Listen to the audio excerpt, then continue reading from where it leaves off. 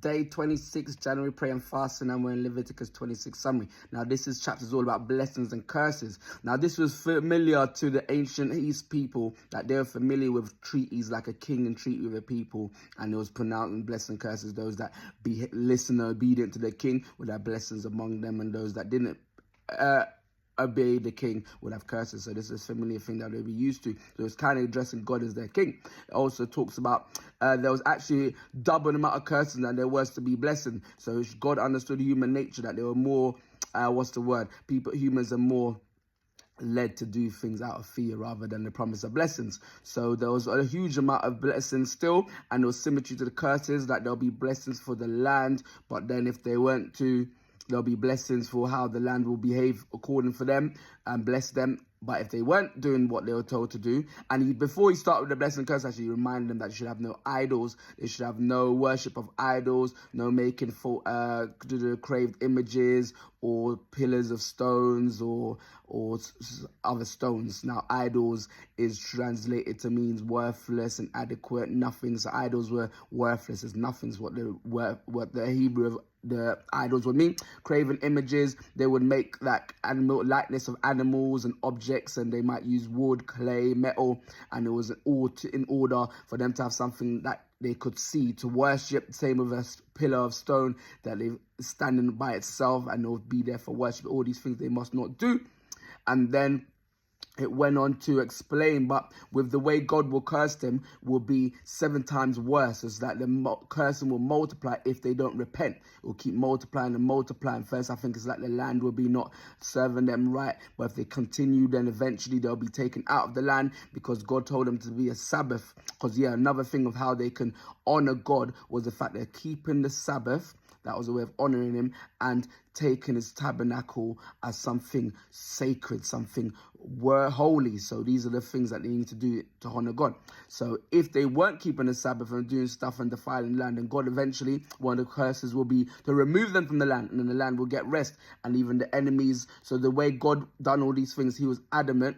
He was wanting the whole of the world to understand who revealed himself through Israel, whether he would bless them so much that the whole world will know that, oh, it must have been a God that blessed them, or they will be so cursed that the people in the land or their neighbors and their enemies will say, boy, it must be God that has cursed them the way they've been destroyed.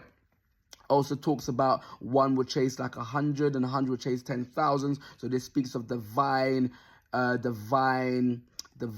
supernatural victory, divine supernatural help and assistance and favor, because the maths is that one person will chase 1,000 and think 100. So the maths is showing that there's divine help.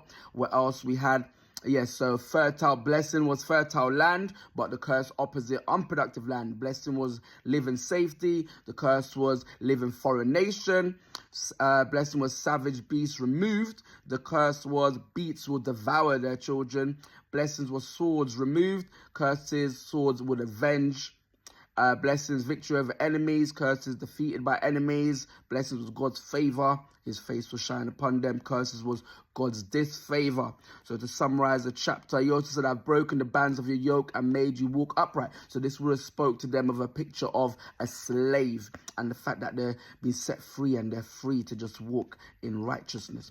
Then we talked about it talks about bring on 7 times more plagues. So the word translated for plague means punishment.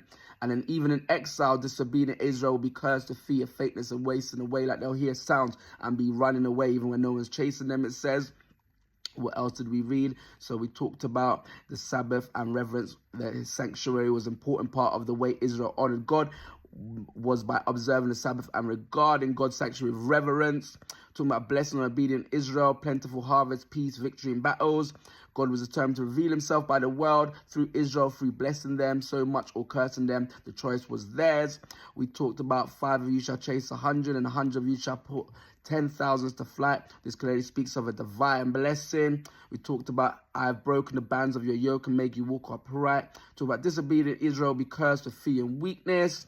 And the section of curses twice as long as the section of blessings, showing that God understood the human nature. And the whole of the chapter, he really wants to draw out the whole of human nature in the Bible anyway. From Genesis, Exodus, he really shows the human nature of a lot of the characters. And then we talked about even in exile, there'll be curses.